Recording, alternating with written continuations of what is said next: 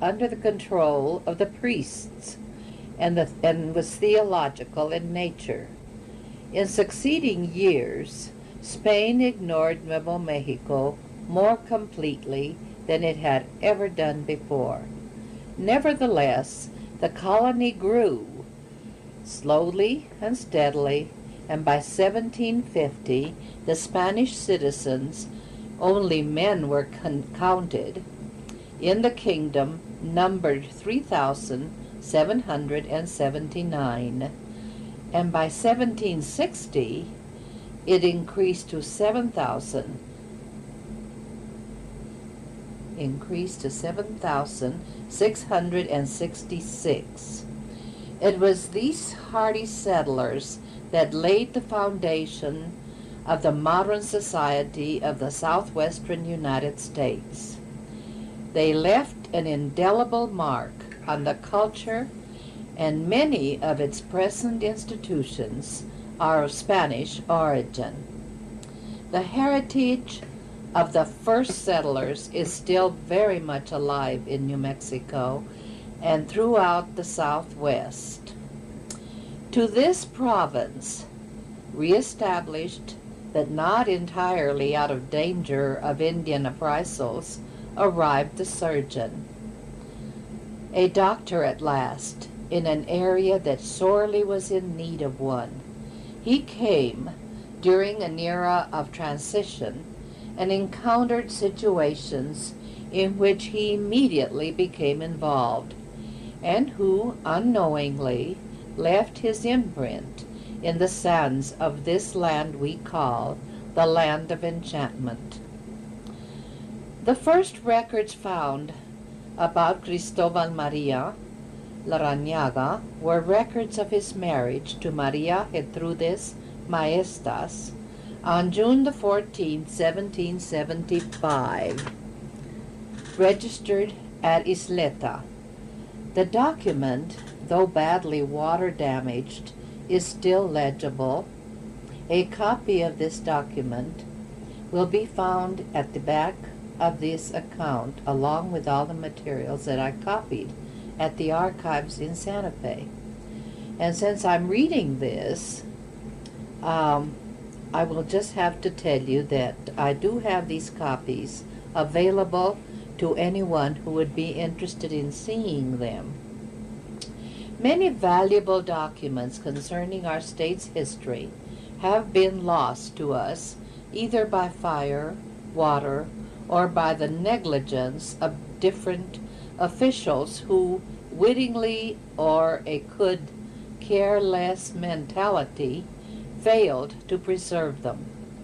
We can today be thankful for the diligence with which our present state archivers are being safekeepers of our existing historical records. Because of them, much information is available to us. Many historians have contributed and researched many areas and facets of our state history and of our predecessors. I probably have missed some pertinent information during my research through the archives, and am the first one to acknowledge it.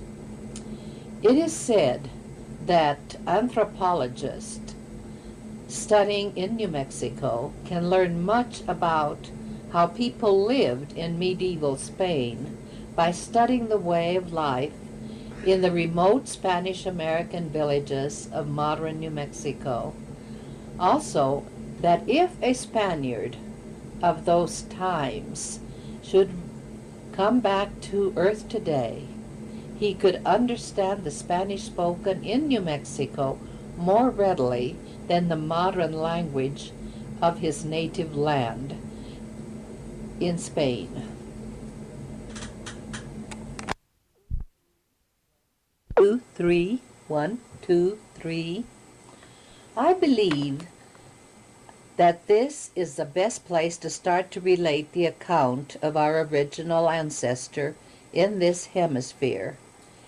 It is the story of the young man who left his tiny Basque village and his loving family and friends with great expectations of returning a wealthy man with fascinating stories to tell.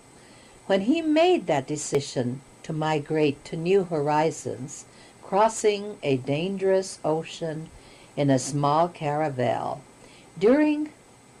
enduring untold miseries and discomforts, little did he realize what his future would be by traveling to an unknown destination halfway around the world, not knowing what awaited him beyond the great deserts and the dangerous mountains, and being an adventurer at heart, he encountered a different world and a new mode of life that nevermore would allow him to return to loved ones again. Surgeon Cristobal Maria Larrañaga was an incredible man and a legend unto himself, a man who merits more interest and mention than history books have seen fit to mention. We can only speculate, since we do not really know when he arrived, or exactly when he arrived, or with which expedition he traveled to this remote part of the world. But arrive he did, and as surgeon to His Majesty's troops, he settled in the Presidio at La Villa Real de la Santa Fe de San Francisco, which now is shortened to Santa Fe. The flags of 4 nations, Spain, Mexico, the Confederacy, and the United States, have flown over the ancient palace of the governors at Santa Fe. Today, the governor's palace is used as a museum and is one of the oldest buildings in the United States. And the Capitol itself is one of the oldest in the boundaries of the United States. As I have mentioned before, Don Pedro de Peralta, who was the 3rd governor of the province and settled in the capital in Santa Fe, was actually the one who had the Palacio built for a fortress. He laid out the plaza and planned it all as a walled city. Even today, at certain places, the ancient wall may be seen. All this was actually built on the site of a Tano Indian village. 60 Spanish governors ruled the territory over a period of 212 years and maintained the Spanish borderlands against invasion. By 1617, there were only 48 Spanish soldiers and settlers in the province. The province extended from the Mississippi to the Pacific, from Mexico as far north as people roamed. I want to mention here that Indians held Santa Fe for 12 years and occupied the palace of the governors. They had their own Indian governor and turned the chapel into a kiva where they worshiped their gods in their old way until de Vargas marched from El Paso del Norte and spent a year subduing them. After having done this, he returned to Mexico, and again, in 1693, he returned to Santa Fe, bringing with him a statue of the Virgin called La Conquistadora. Pausing before his entry, he stopped where Rosario Chapel now stands and made a vow that yearly homage should be paid to Our Lady of Victory in remembrance of her aid. This vow is fulfilled annually in the royal city even today and will continue to be known as the Fiestas de Santa Fe. The Presidio outpost was only a group of barracks on the plaza at the center of the village and had been laid out in this manner for protection. Today, our capital is still laid as it was originally, much like the spokes of a wheel, with all roads leading to the center towards the ancient plaza.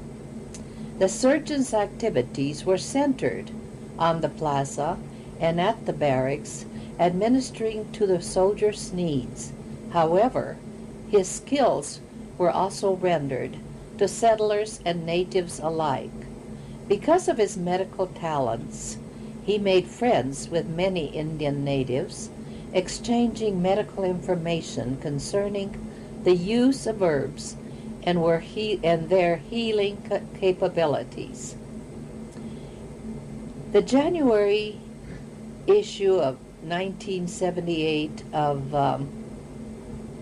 New Mexico magazine published an article, "A Remedio a Day Keeps a Doctor Away," written by Thibaut J. Chavez, in which he refers to the surgeon and his work with herbal medication. There were, of course, no colleges, lawyers, and no other physicians in the area. The one surgeon was paid by the soldiers. This was found in New Mexico by E. Ferguson on page 195. Thus, he was paid poorly, as the soldiers received low wages, and as the settlers. And as we've mentioned already, the settlers were very poor and could pay very little. Sometimes they just paid with a chicken, if that's all they had to give him. Herbal remedies have been used by mankind since the beginning of civilization. In Egypt and China, the use of medicinal herbs was practiced many generations before it was in Europe. Or Persia, Greece, and Rome knew and practiced the use of medicinal herbs for treatment of human ailments during the time that those civilizations flourished. In fact, the Athenians, who were considered great warriors, were aided by medicinal remedies in their wars, and much of their success in war was attributed to the treatment of their wounded by medicinal herbs, which would bring about seemingly miraculous recoveries of their wounded soldiers. The Indians in New Mexico used the products of nature in treating human ailments. In an early report of New Mexico, report on New Mexico, called the Ojeada of Licenciado Antonio Barriero, published in 1832, states, "There are many medicinal herbs of extraordinary value for cures of all kinds of diseases. The sedentary Indians, as well as the wild Indians, know these herbs well and use them to great advantage. These are the only medicinal means available, thanks to Providence, for them, since there is not one single medicine dispensary in the entire province, and only one physician. He is poorly paid, since his salary is collected from the unfortunate soldiers of the company located in the capital of Santa Fe, and his practice is restricted to them. Don Cristobal Maria de Larrañaga, who was there at the time I left, really deserves a better position because of his practical knowledge of drugs and the aforementioned herbs. The colonists of the Rio Abajo, the lower river, or the valley on the central Rio Grande, brought with them certain plants and medicinal herbs. Many of these colonists had been introduced to Spain by the Moors. Many of these herbs had been introduced into Spain by the Moors. In turn, had been handed down from generation to generation in families, and thus finally to New Spain. In turn, the settlers also adopted many superior medical practices used by the native Indians for centuries. This article that I'm going to read was originally taken from New Mexican folklore of the Rio Abajo by Thibaut J. Chavez. In The Origins of the New Mexico Families by Fray Angelico Chavez, he mentions the surgeon's marriage information and refers to 4 sons: Jose Mariano, born March 22, 1780, at La Cañada, and Jose Antonio, a son, referred to simply as Jose, 21 years old and enlisted as a soldier in 1804. Jose Mariano, 28, married Maria de Jesus Ortiz, daughter of Matias Ortiz and Francisca Vaca, June 3, 1813. Jose Antonio married Maria Loreta Luna, daughter of Isidro Luna and Maria Luz Valdez, April 5, 1815.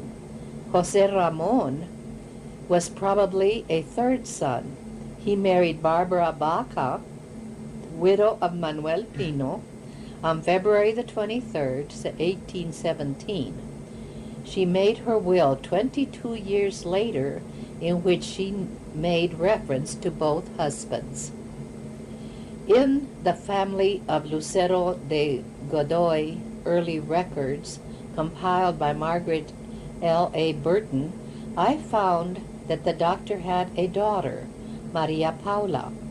There are many references concerning her and her activities in the Taos area.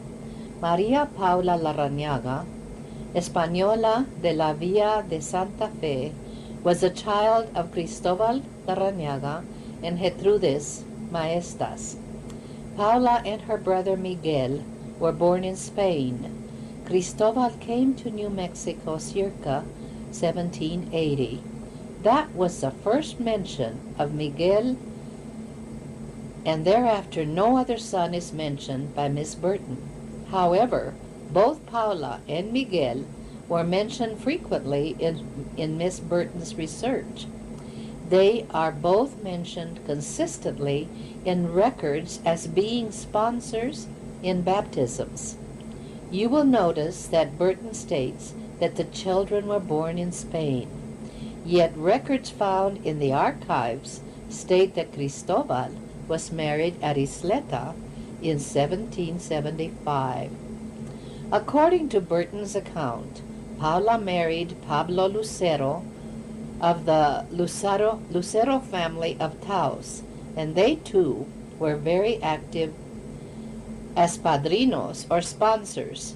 Probably they were popular in the social activities of Santa Fe and Taos and the small settlements in between, because there are many references to their being padrinos or sponsors at many baptisms. I found all this information in the archives in Santa Fe. Burton also gives some information on the sons, such as H.L., hijo legítimo, or legitimate son, Jose Antonio of Cristobal and Maria Gertrudis, difunta, or deceased, this being the first reference of her death, April 17, 1815. Jose married Maria Loreta Luna in Abiquiu. If Gertrudis and Cristobal were married in 1775 and she died circa 1814 or 15, they must have been married at least 39 years. Jose Miguel, another son, H.L., or hijo litigimo of Cristobal and difunta Gertrudis, Taos records of marriages, married Maria de la Luz Trujillo on January the 28th, 1818, Maria being a widow of José Romero. Several grandchildren are listed in these records of both his sons and his daughters and their children. At this time, I shall inject some other information from another source that is not authenticated but of interest. According to an older Larrañaga relative who claims the information had been handed down through his family by word of mouth, he tells me that the doctor arrived in the area with two children, Paula and Miguel, that he'd sailed from Spain with a family, a wife and two children, and during a very bad sea storm, he'd lost the wife but was able to save the children. This sounds reasonable enough if only we had tangible proof. All the records I have found list the children as being locally registered of the locally registered marriage. The information was passed down verbally to me by Melquiades Larrañaga, who at this time has been deceased since I first talked to him. He was a direct nephew, son of one of Manuel M. Larrañaga's half-brothers. His version is that the doctor arrived in the area with the child after having lost his wife at sea during the ocean voyage. The child was named Miguel and sometimes called Jose. However, he does not know what age the child was or how soon after the doctor's arrival he made arrangements for the Pino family in Galisteo to care for the child. There is no mention of any information concerning the daughter. The Pino family took Miguel to race, but the child never took the Pino name. Instead, he used his paternal name, Larrañaga. Apparently, he was not legally adopted. The story goes that the Pino family had also taken a very young Indian female child to raise as a criada, or a maid. They named her Maria Rafaela Pino. The children were raised together and eventually were married. From this union, there was a male child born named Juan Bautista Larrañaga. Eventually, this Juan Bautista was Manuel Memo Larrañaga's father. It is coincidental that Miguel is mentioned by Melquiades, also found in the Taos records, but yet history tells us that the Miguel in Galisteo is a direct ancestor of the Larrañaga clan, now residing in the Santa Fe and Albuquerque area. And we yet cannot pinpoint any relations coming directly from the several sons mentioned either in the original families in New Mexico or in Burton's researches. Oh, for more concrete evidence and information to fill in the gaps. I tried researching the church records concerning the Galisteo Church in the Santa Fe archives without success and was told that this was one of the churches that had been burned down, thus accounting for the losses of the records. 1, 2, 3. 1, 2.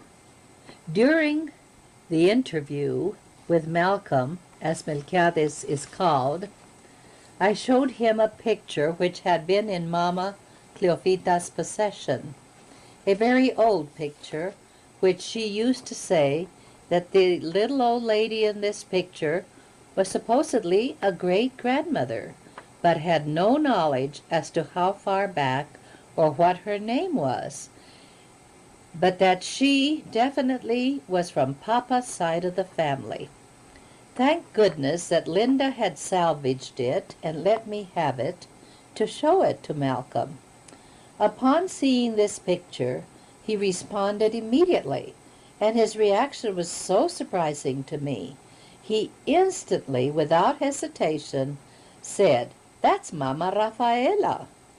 Upon examining the back of the picture under direct sunlight, sure enough, there written faintly in pencil was her name, Maria Rafaela Larrañaga.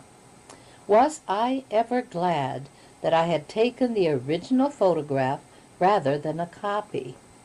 The picture led us further into our interview, where Malcolm continued to tell me that this was the little Indian girl that the Pino family had adopted and the one that married Miguel. Therefore, this is a source of the only Indian blood that we know of in the family. It would be of great interest to us and to our posterity if we could know of what Indian tribe she derived from. Most likely Galisteo Pueblo, right there where Grandpa lived. But there are so many different tribes in the area, so all we can do is say that we have some Indian blood. All of us. I can remember when Mama used to tell us never to say we were pure anything, because no one could be of pure blood, since many of the soldiers had taken native women for wives when they arrived in this country.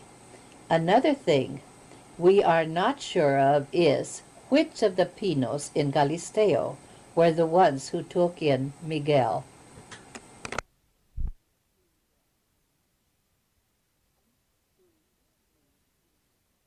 1, 2, 3. I am going to call this chapter The Humble Ancestor. Although we don't know how humble he was, I believe in those times that most of the people had to be humble because of the situations that they lived in. And so we shall return to Cristobal, the ancestor of the now extensive clan which to the present has become one big explosion under the umbrella Larrañaga and scattered throughout the 50 states and beyond. Each is contributing to society in their own chosen fields, and each will also be leaving their footprints in the sands, even as their ancestor did. Yes, I believe that our first ancestor's history was an humble one, for living in the territory of New Mexico in the era that he lived, and the history at that time makes us aware of the poverty that existed.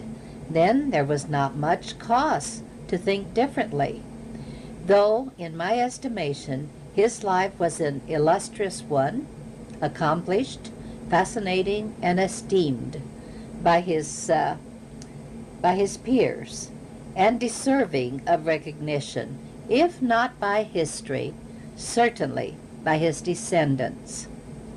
My husband and I have made several trips to Spain, and during our stay there we did some research and were successful in locating where the Larrañagas originated.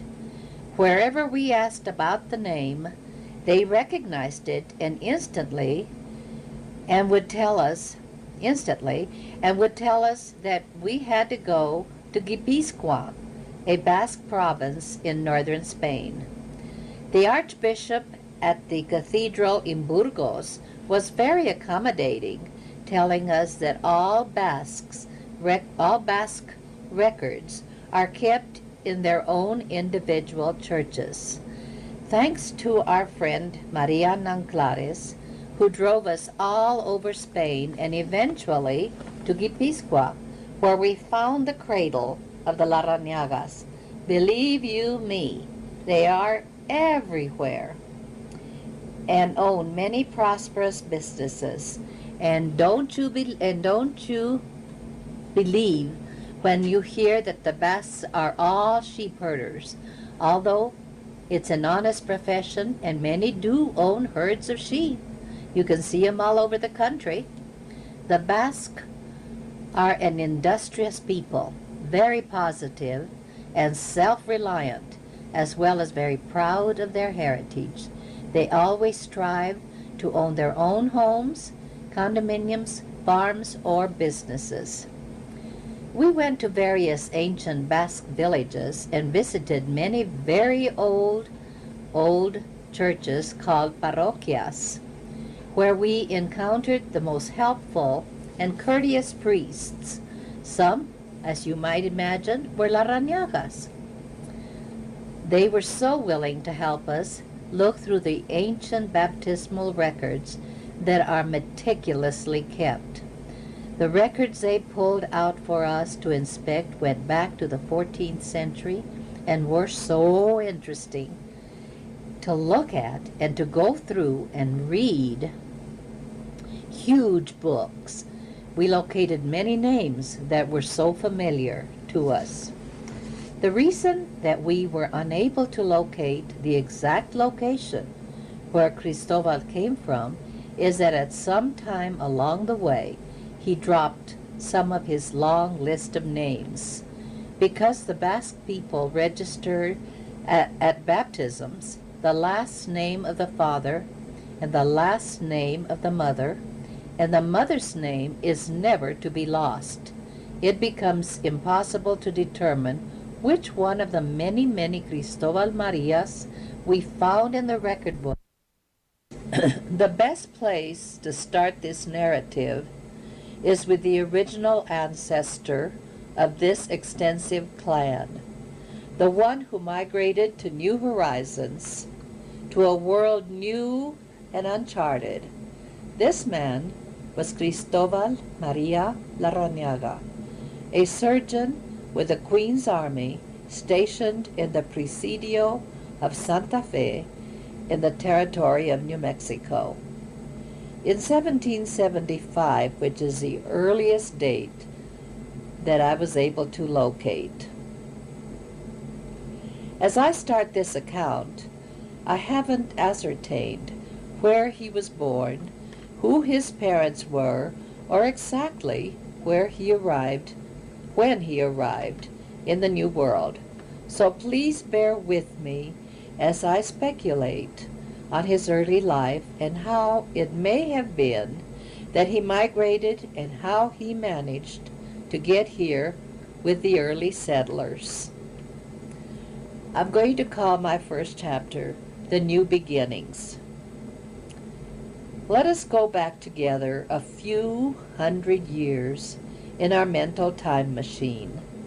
As I gaze into my mind's reflective mirror, I have the capacity to reverse in time to the small Basque fishing village of Sarauz in the northern coast of Spain.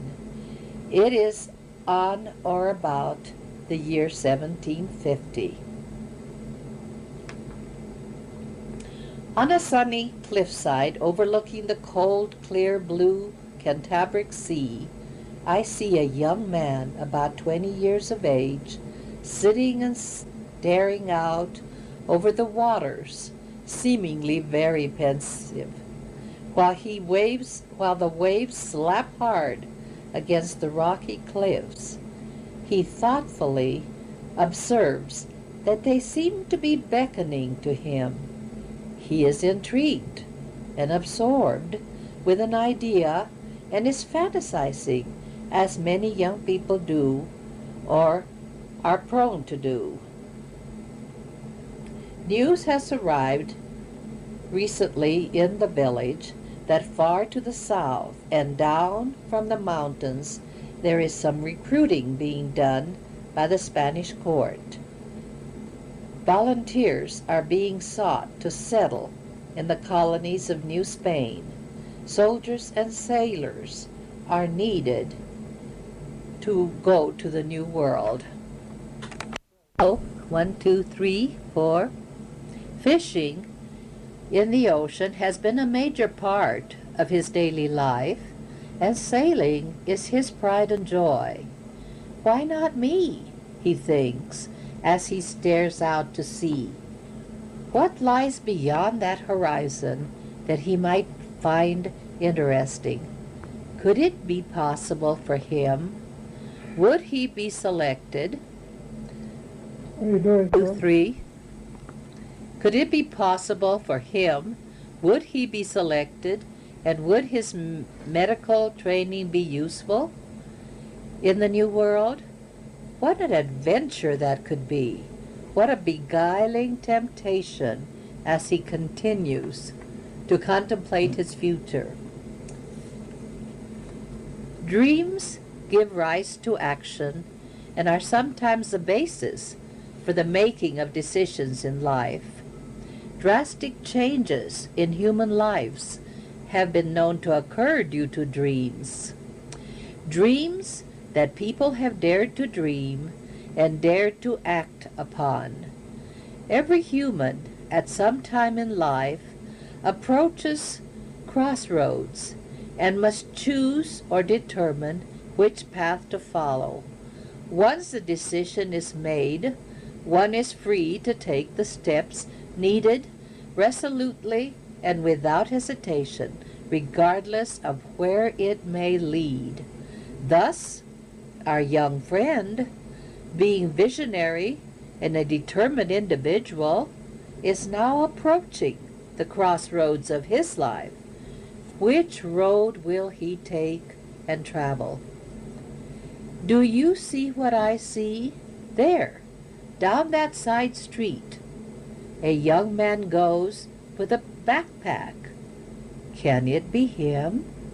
Yes, it is our young man from the hills of Saraus. Let us follow him as he winds his way down the dusty road that leads out of the village. He hesitates, stops, and looks back at the village for a few minutes. Could he be about to change his mind? But no, he shakes his head, nods, and salutes as if to say, Aur, aur, Basque for adios in Spanish. Querida familia, hasta la vista. The die has been cast, and he determinedly turns and resumes his trek into the unknown future. Slowly a thought occurs to him that sends chills down his spine. A strong premonition takes place in his heart as the question comes to him, when will I return, if ever? And what about his studies and the profession he has chosen and already devoted so much time to? Why is he abandoning his loving family and home? Life has really been quite good to him. He has a good standing in the community, and soon he could have a very lucrative life here. Maybe this is a foolish decision, and he should forget that foreign, unknown world. However, at 20 years of age, adventure beckons strongly, and the opportunity to explore unknown worlds tugs at the strings of his young heart. There is so much to explore, so much to learn and to enjoy, and life is so short. Convincing himself that he is right, he shrugs his shoulders and promises to himself, I shall return. In every man's life there is a plan, a destiny, and each will follow that destiny. It is now time to give this young man the name for which we shall know him hereafter, Cristobal Maria Larrañaga. Cristobal continues south until he eventually reaches the area where men are being recruited and inducted into His Majesty's army. He loses no time in signing up as a soldier, and along with many others, boards the sailing caravel that will carry them on to the new world and to an entirely new life. Caravels usually took crews of about 40 men. Their speed scarcely exceeded 5 or 6 knots. Life on these vessels was hard and devoid of all comforts. They were like nut shells that danced and danced at the will of the waves. Yes, he thinks to himself as they sail away, this will be a wonderful experience. The tales he will be able to share with his family and fellow villagers when he returns as a rich man. Certainly, they will be grand. On and on his mind wanders as he contemplates on his new life and about the stories he has heard of men returning with riches untold. During the course of the voyage, Cristobal has had the opportunity to demonstrate an aptitude in his chosen profession by attending to the unfortunate ones who have become sick with the rolling of the caravel at sea. After weeks of a torturous journey, land is sighted. Land! Land! Calls out the lookout. What joy and excitement among the voyagers! Soon they shall set foot on terra firma. At last they have arrived at New Spain, a land so lush and green and probably flowing with milk and honey. As he stands on the deck of the caravel, he ponders the beginnings of his new life. Upon landing, Cristobal continues his vigil of mercy, attending to the sick as he had done on board ship. His talent and ability to help the sick was due to his medical studies and foresight to bring healing herbs with him from his home. And having registered as surgeon, Cristobal Maria Larrañaga gave him the advantage of being allowed to help his shipmates. Having noticed his concern for the sick and his aptitude in medicine, his superiors selected him, shortly after arrival, to join an expedition that was heading to the northern territory of New Spain. He is chosen to travel as the troop's physician and surgeon. This, of course, has been an analogy of what may have been the beginning of our ancestors' life in the New World. Each of you can come up with any theory of your own. We know that he came and that he was an army doctor. History has proven that much information, has given us that much information, and the rest is handed down information by word of mouth from generation to generation. Experiences encountered, a short history. Travel to the north is slow, hazardous, the sun hot as the wagon train and the troops and all the animals follow the dusty trail that leads out from New Spain, Mexico City as we know it today, heading to Chihuahua and further on to El Paso del Norte. After many an arduous day, the wagon train eventually crosses the waterless, unforgiving desert country. At El Paso del Norte, a pueblo already well settled, they stop to rest and to recuperate and recoup. Here they must prepare for another long thrust of 90 miles into still more formidable northern arid wilderness, the Jornada del Muerto, and savage Indian territory beyond the central Rio Grande Valley.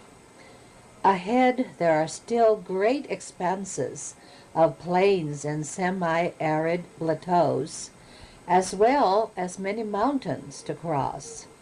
Nevertheless, the trail on which they are traveling is well defined because it has been in continuous use since the early conquistadores had established it. It is the route that Coronado's expedition used in the discovery of the province of Nuevo Mexico in 1540. Our young pilgrim is being initiated to this remote, immense, and infinitely forbidding land. Despite its vastness, it has lured many people to settle in that unknown country and in the northernmost fringes of the Spanish Empire. From other expeditions, small settlements have taken root or have been founded as needed along the trail as way stations for travelers to stop and rest. But the distances between these rest stops were great, and journeys undertaken were dangerous and risky. There were also missions along the way established by the padres to instruct and help maintain the faith of the settlers as well as to convert the natives.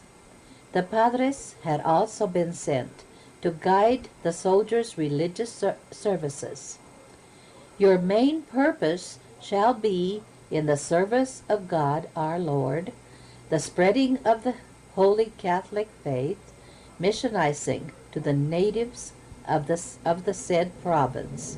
This information I got from Horgan's book, page 176.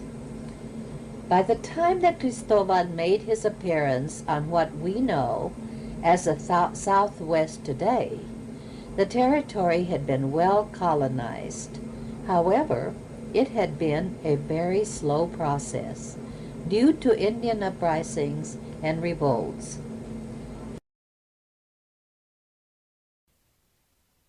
Because the Basque people register at the baptismals the last name of the father and the last name of the mother, and the mother's name is never to be lost, it became impossible to determine which one of the many, many Cristobal Marias we found in the record books was our Cristobal Maria who came to this country. I have begun to wonder if Cristobal may have had Larrañaga for both parents, and when he got here, for convenience sake, just dropped one of the Larrañagas. I'm thinking this because while I was in Spain, we met a woman who said she was a Larrañaga and had married a Larrañaga.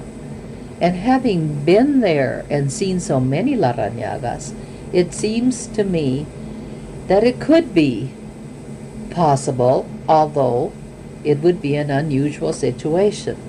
The Basques many times use the name of the grandmothers and mothers for baptismal records. This is not done by the Spanish people. One can only speculate as to what might have been his reason for dropping a name or more, and especially when it would make it harder to trace his background. Well, of course, one has only to think that at the time he was not thinking of returning or of record keeping, which would be much easier with just one name. Who knows the reason that we couldn't find his name exactly as we would think we could find it? All baptismal records were handwritten. At one ancient church, my heart skipped a beat when the priest brought the books out. The handwriting in which the records were entered was identical to Cristobal's handwriting that I had found in the documents at the archives in Santa Fe. Even to the curlicue at the end of his name. Boy, here, I thought, was sure we would find the information at last. It had to be, but alas, another disappointment. So we will accept and continue from the first found dates recorded in this country, which is the marriage, on June the 14th of 1775. There are several documents concerning Cristobal, which I found at the archives in Santa Fe. The first, dated 1789, is a letter addressed to him by his commanding officer, Jacobo Uriarte de Loyola. Another one from Pedro de Nava from Chihuahua, acknowledging receipt of notebook confiscated from the surgeon January 14, 1802. On April 1st, 1805, he delivered a commission to Antonio Estanislao Ruiz of Albuquerque, New Mexico. Then, on August 8th,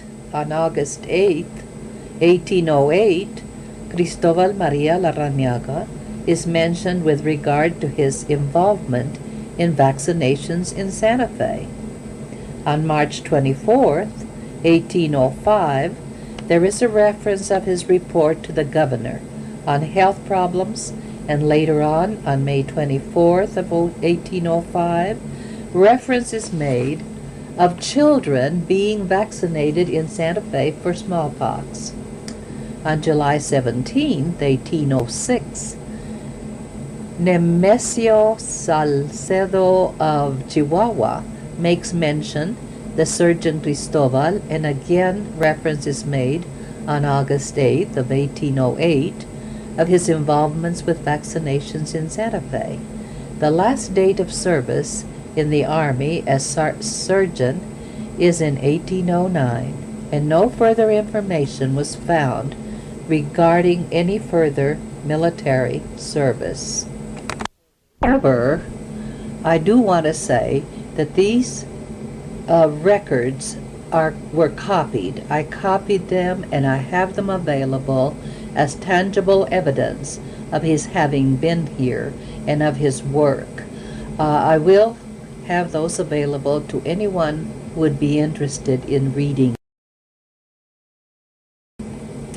History tells us of a disastrous calamity that befell the territory of New Mexico in 1780 to 1781. This was the smallpox epidemic that decimated thousands of settlers and Indians alike.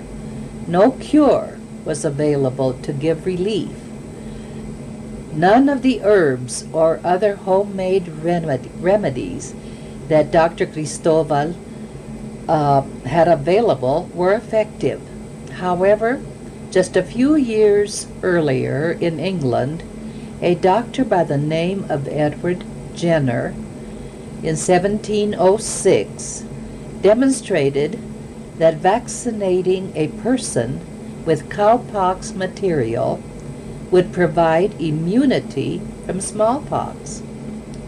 Within a few years, both Napoleon and the Tsar of Russia ordered their entire armies immunized with Jenner's cowpox vaccine.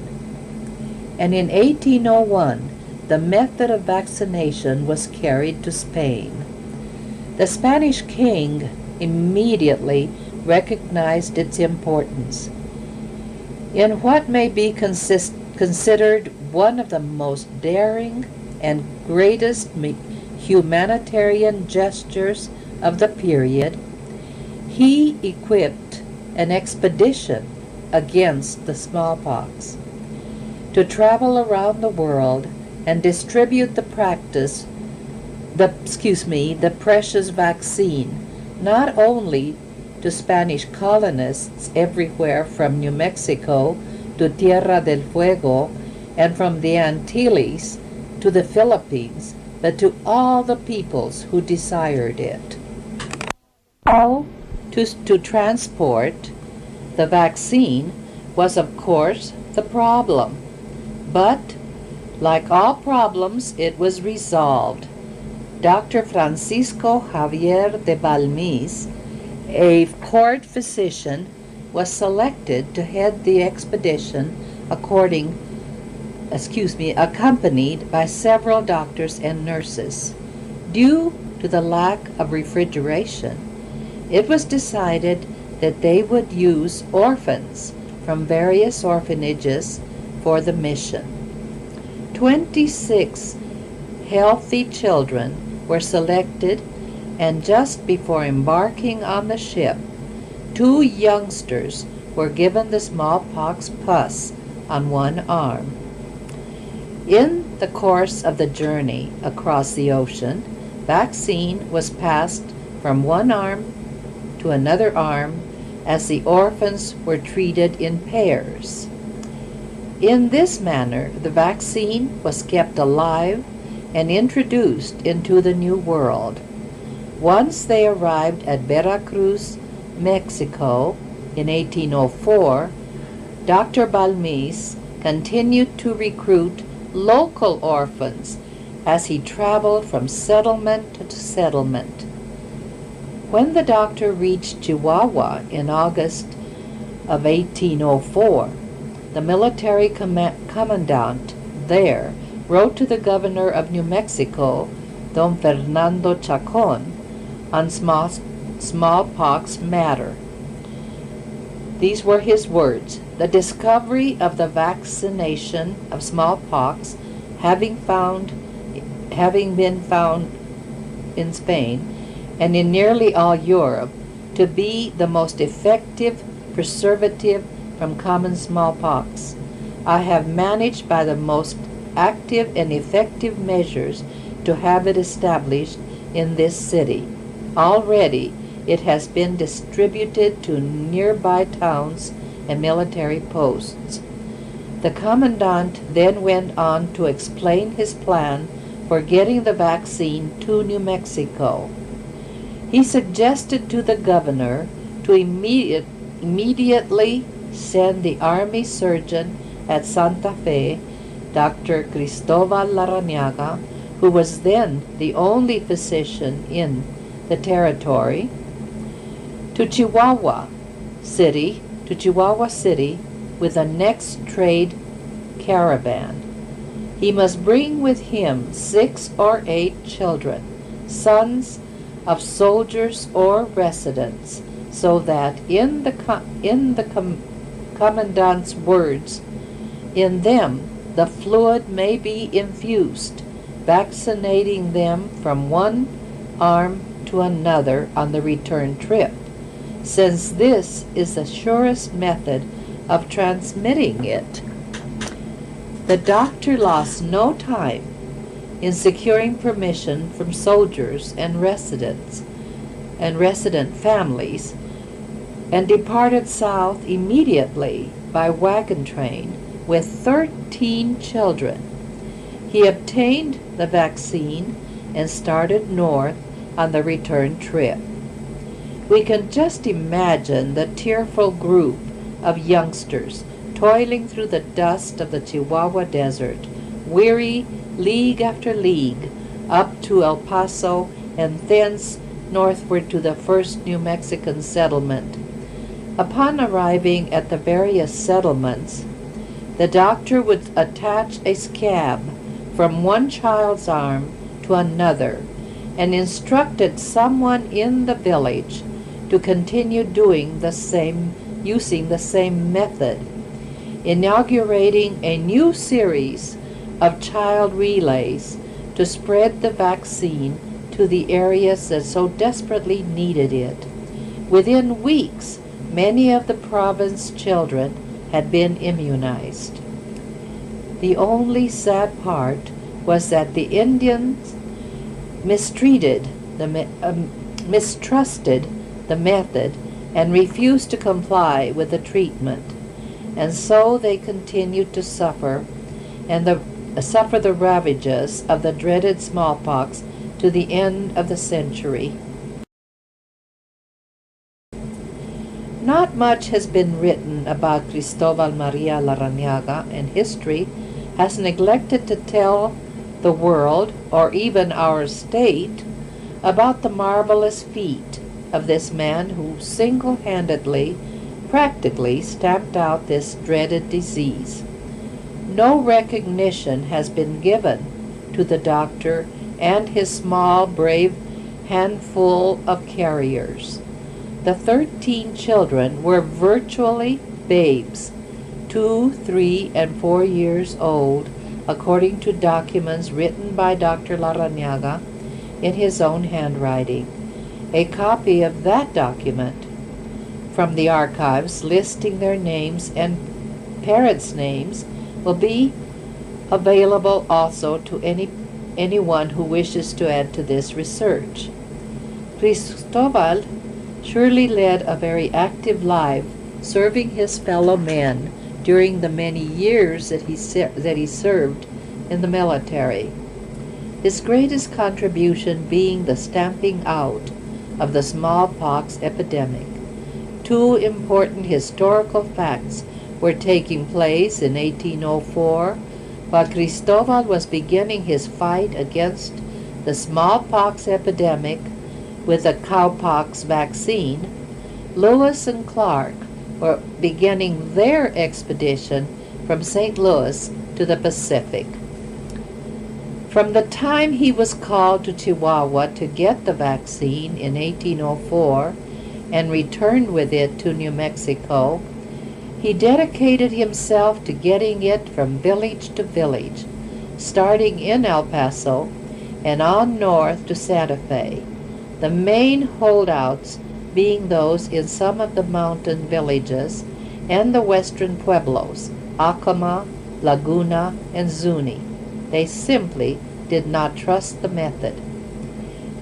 In another research, titled Nuestras Raíces by David Salazar, another descendant of the surgeon, he tells us about many children who were vaccinated. At Chihuahua, 6 to 8 children were vaccinated with the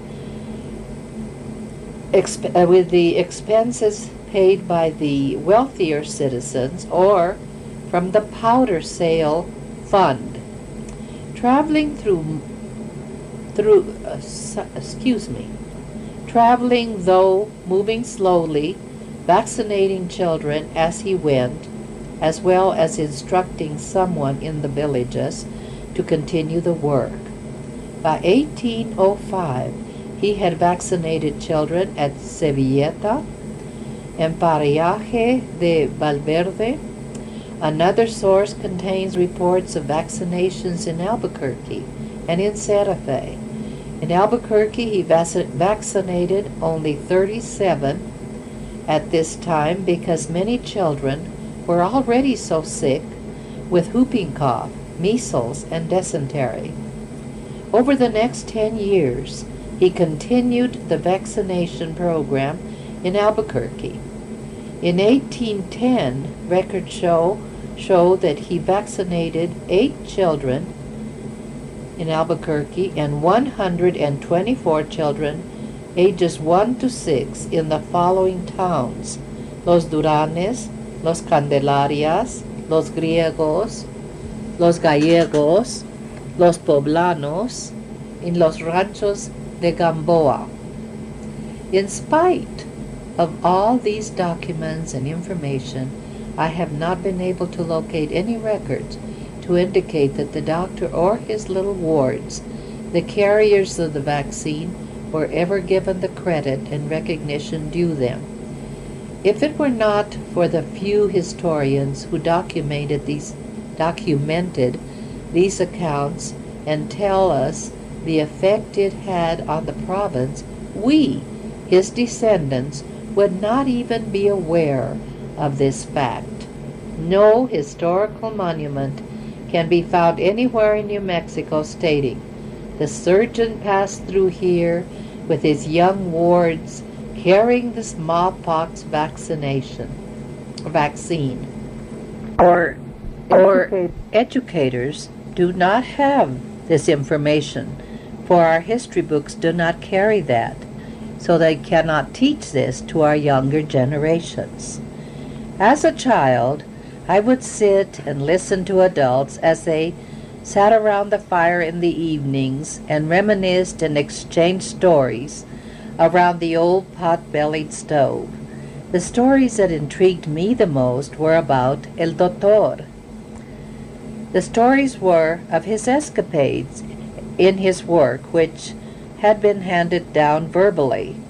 Mama Cleofitas especially had a way about her in relating a story that seemed to just make it come to life.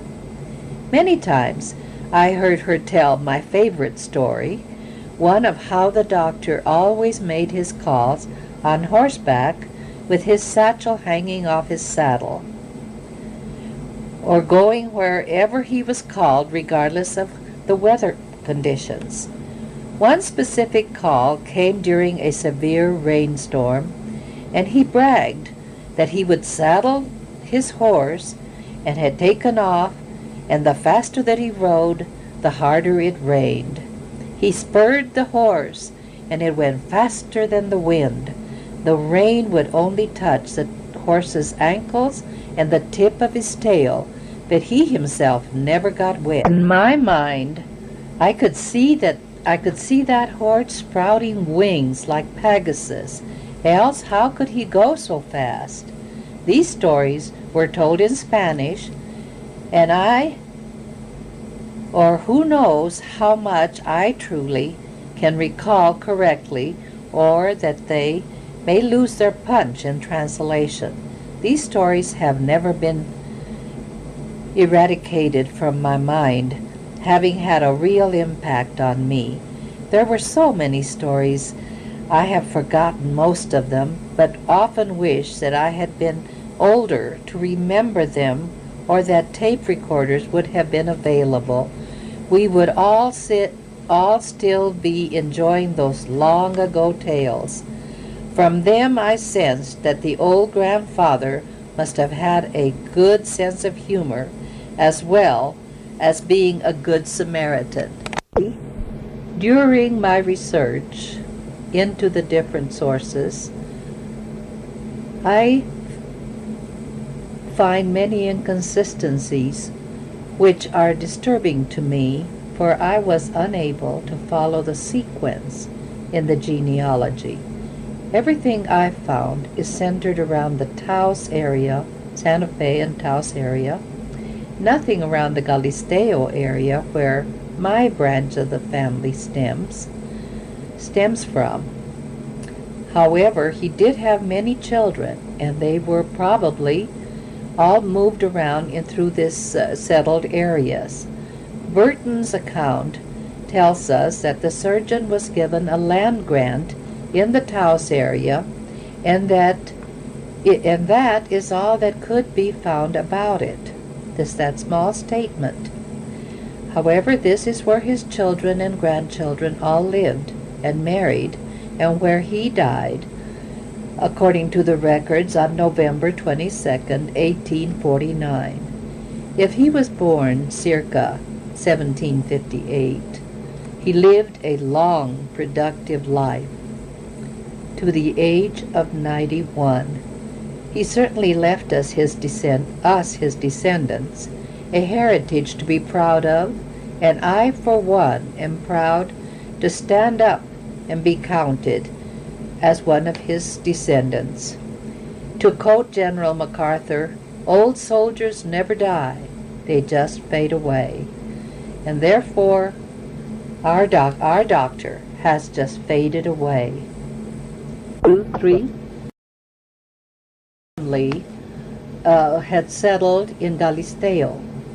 Our great-grandmother, or great-great-grandmother, Librada Ortiz, came from the wealthy Ortiz family, founders of the gold mines and the Ortiz Mountains, the Ortiz Mountains were named for these founders. The Larrañagas, of course, were in Santa Fe or Taos areas, but our great-great-grandfather, of whom we're going to start speaking, Papa Juan, homesteaded further south in what was called Los Rincones Colorados. I shall expound more on his contributions to New Mexico history.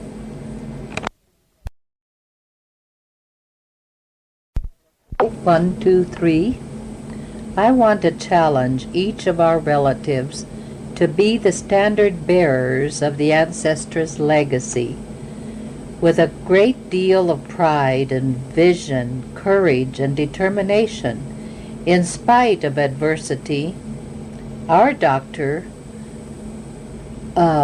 carried on in the 17th and 18th century. So let us all be vigilant and carry on the legacy of the Larrañagas. Thank you.